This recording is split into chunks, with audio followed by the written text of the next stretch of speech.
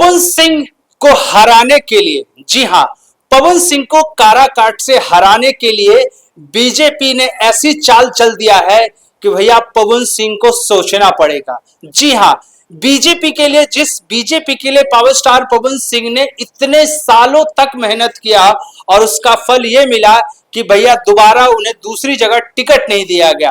उसके बाद पवन सिंह ने ठान लिया कि भैया वो निर्दलीय लड़ेंगे, और जब निर्दलीय लड़ने के लिए वो आ चुके हैं तो ऐसे में भैया बीजेपी ने अपना एक नया रास्ता चुन लिया है पवन सिंह को हराने के लिए। जी हां, इसमें लिस्ट में नाम आता है मनोज तिवारी। जी हां, मनोज तिवारी, निरहुआ, रवि किशन और अक्षरा सिंह के साथ कंगना रनावत, 5 ऐसे शख्स हैं जो कि उपेंद्र कुशवाहा को जिताने के लिए, जी हां, ये 5 ऐसे नाम हैं, ये इनको जिताने के लिए, उपेंद्र कुशवाहा को जिताने के लिए काराकाट की धरती पर उतरेंगे। अब सोचिए कि पावर स्टार पवन सिंह का क्रेज किस लेवल का हो चुका है। यानी कि जिस तरीके से भोजपुरी इंडस्ट्री में पवन सिंह ने जो भूचाल मचा रखा है, और अब कहीं ना कहीं जैसे ही उन्होंने राजनीतिक में कदम रखा, जिस तरीके से उन्होंने काराकाट को पूरा पवनमय कर दिया है, उससे कहीं ना कहीं ये बीजेपी को लग चुका है कि भैया ये अब सीट हारते हुए नजर आ रहे हैं। तो जाहिर सी बात है, यहां पे उपेंद्र कुशवाहा है, गठबंधन वाली सरकार में जिस तरीके से उपेंद्र कुशवाहा को टिकट मिला है, और उपेंद्र कुशवाहा को जिताने के लिए मोदी की पूरी टीम, यानी कि मोदी की पूरी सेना तैयार हो चुकी है। इंटरव्यू आज आ गया, पेपर में आज कटिंग आ चुका है कि भैया 5-5 लोग। तो ऐसे में सवाल खड़ा होता है कि क्या मनोज तिवारी जी, जो पवन सिंह आपके लिए चुनाव प्रचार करते हुए नजर आएंगे, आप उनको हराने की कोशिश करेंगे? क्या रवि किशन जी, क्या आप अपने भाई, छोटे भाई को हराने के लिए आइएगा?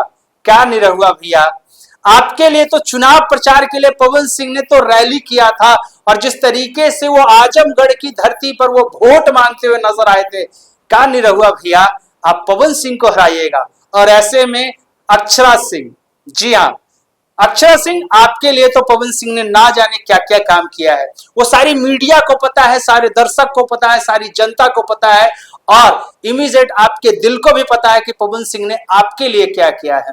तो क्या आप भी काराकाट में उतरेंगे और पवन सिंह को हराएंगे? कम से कम उनका सपोर्ट नहीं कर सकते तो कम से कम उनके लिए खिलाफ भी तो मत आइए।